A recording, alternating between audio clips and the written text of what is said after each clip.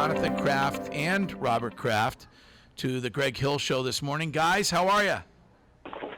Good, and yourself? Doing well. We're in the middle of fundraising here, and I know that you guys have a deep admiration and respect for Dana Farber and for the work that they do.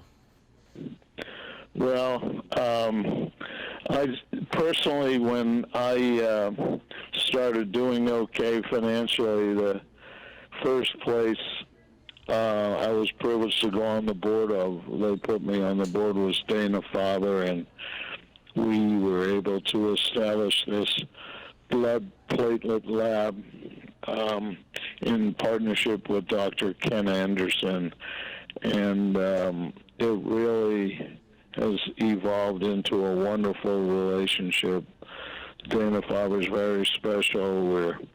We're proud that we have this Pan Mass Challenge team under Gary Brodsky's leadership that generates over $1 million a year that goes to Ken's lab, and we just think the work that's done there is terrific. We were talking yesterday with Tom Brady about this city and the athletes here, and almost an expectation from the veteran athletes that you are going to go and visit patients, and you're going to go and participate when it comes to fundraising for organizations like Dana Farber and others. Do you feel like either one of you guys, Jonathan, Robert, that is a unique thing to this city? Hey, so Greg, I got to tell you a story. So right after we bought the Patriots, or actually even before the deal closed, when Robert and I were flying home from St. Louis, and where we had reached agreement, in my head I was thinking about all this debt we were taking on and how we were going to pay it, and my father looked over at me and said, you know, the coolest thing about this whole deal is what we're going to be able to do with that logo and those 53 players to make a real difference in the community, because 25 years ago players weren't doing that stuff. And the first player, so, you know, he put his money where his mouth was, at least when he was talking to me, and when he told Bill Parcells, Bruce Armstrong, who was the left tackle at the time, was our first big free agency signing, and Robert wanted to put in his contract that there would be a minimum of 10 appearances in the community each year on behalf of a nonprofit that motivated the particular player, or multiple not-for-profits. And Parcells was against it because he's like, I don't want the players out there. I want them in the building getting ready. And it was put in Bruce's contract, and it's been put in every Patriots contract since, and have built up a huge department around it. And really, I think that led the way. It just wasn't the way. Well, you were in the town 25 years ago. You know, I think it's been a big sea change, and it's been cool to watch. Well, as Mr. Kraft once said, and I continue to play that audio every chance I get, I've been there since the beginning. Yeah, you have. You have. That was a less than enthusiastic response there, guys. No, but we just, hey Greg, we think of you as playing hard rock, you know, so we both like that. Was it WAAF then? Yes, yeah. That was the original station. Was WAAF 28 years ago. Hey, Dad, it was. I thought you'd be impressed. It was Zappis Broadcasting out in Worcester. We actually wanted to try to buy them. You remember it was a long time ago. I wish that happened. I feel like I could have received more complimentary tickets than I have if that had happened, Jonathan. You almost worked for the Crafts, Greg. Yes. No, we would have worked for him. They were out in this building out on like Route 9 in Westboro. It was like an old office building, and a long time ago. It was a long time ago. How excited are you guys, and what can you tell us about Banner Night upcoming?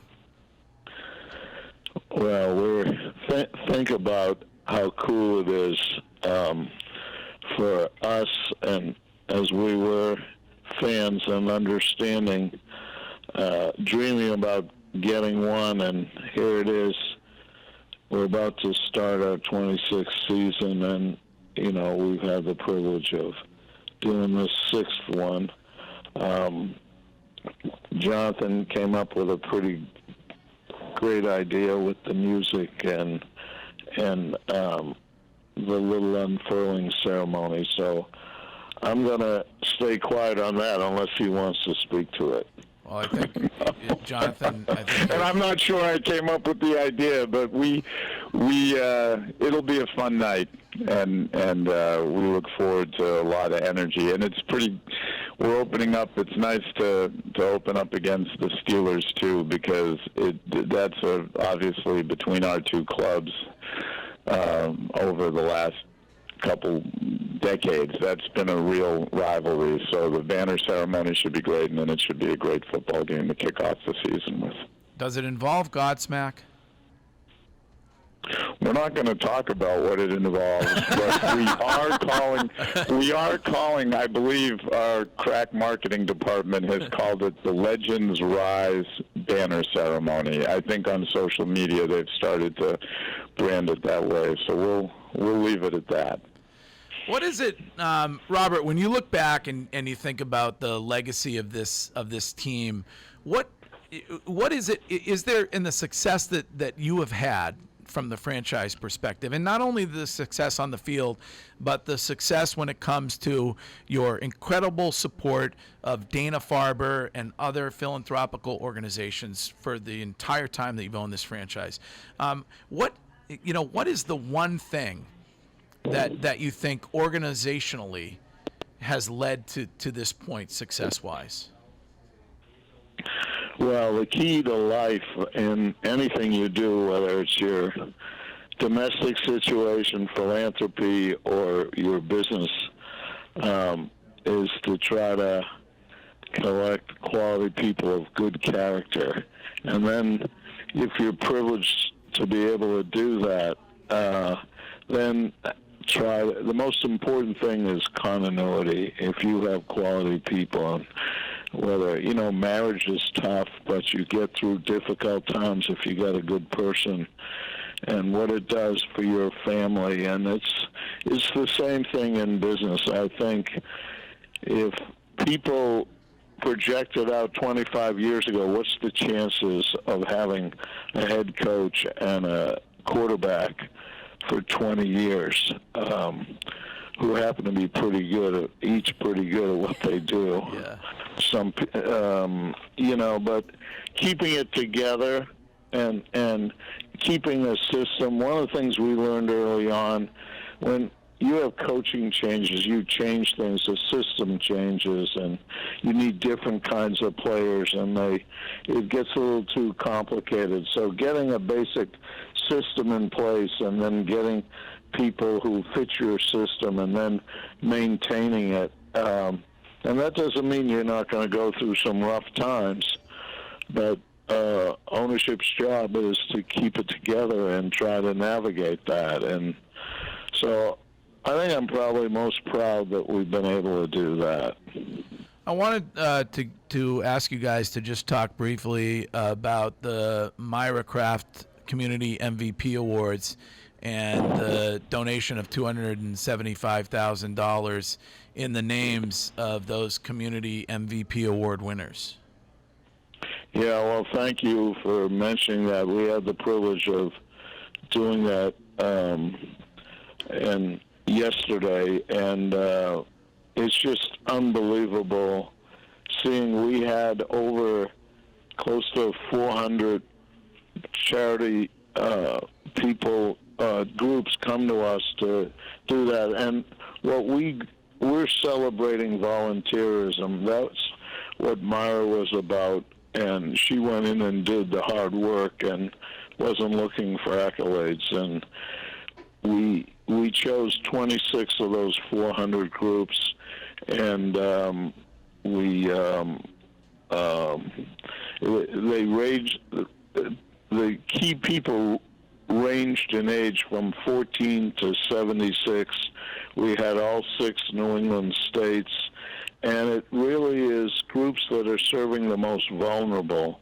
And we hopefully what we did gives a little bit of hope to these different groups and serves as a catalyst for other people in their communities to support the groups. And it's such a wide range, covering domestic violence and helping new immigrants get settled and helping young people who unfortunately are put incarcerated, helping them come out and find a good life, and helping single mothers. Just wonderful, wonderful things. I'm very proud of our staff, and Josh Kraft helped lead that effort. Robert, Hey, Greg. Yes, go ahead, Hey, John. Greg, can I say just to follow on one quick thing? My mom really believes strongly that the most impactful community organizations were the one without big overheads and big structures, but the ones walking in the communities that they served every day and hand-to-hand helping people without bureaucracy and infrastructure. And we do need large organizations too, but she had a special affinity for those, and she'd go out in jeans and a t-shirt multiple times a week to organizations that just moved her and do that and write them a check, but then actually do work. And she just thought that was the most valuable, and that was the impetus behind it, and it's grown into something big and powerful. I wanted to ask Robert before you guys go, how, because we heard you were somewhat involved in the Jay-Z NFL deal. Are those reports accurate? Were you a big part of getting that done? Well, we're involved with the NFL, and Jay-Z is a good friend, and we've been doing some stuff in some charitable areas, and we were happy to introduce each side and try to help them work together. Excellent. All right. Well, guys, thank you so much for joining us. You're welcome on the show anytime. You know that. Jonathan, love to get you to join us throughout the season here whenever you get the opportunity. It'd be our pleasure. And hey, I just want to tell Danielle one thing. Greg's come a long way from Chris Engel, so I don't even know if people know that name, but that goes back to the early 90s. So Danielle, you're a big upgrade. Thank you very much. Yeah, I she's an appreciate upgrade. that. She is an upgrade. All right, well, guys, thank you so much for everything that you do in the community from a charitable point of view, and I think I echo what everybody is thinking right now, which is let's get to that Sunday night and let's get that banner up there, and then let's go get another one. From your lips to God's ears. All right, thanks, guys.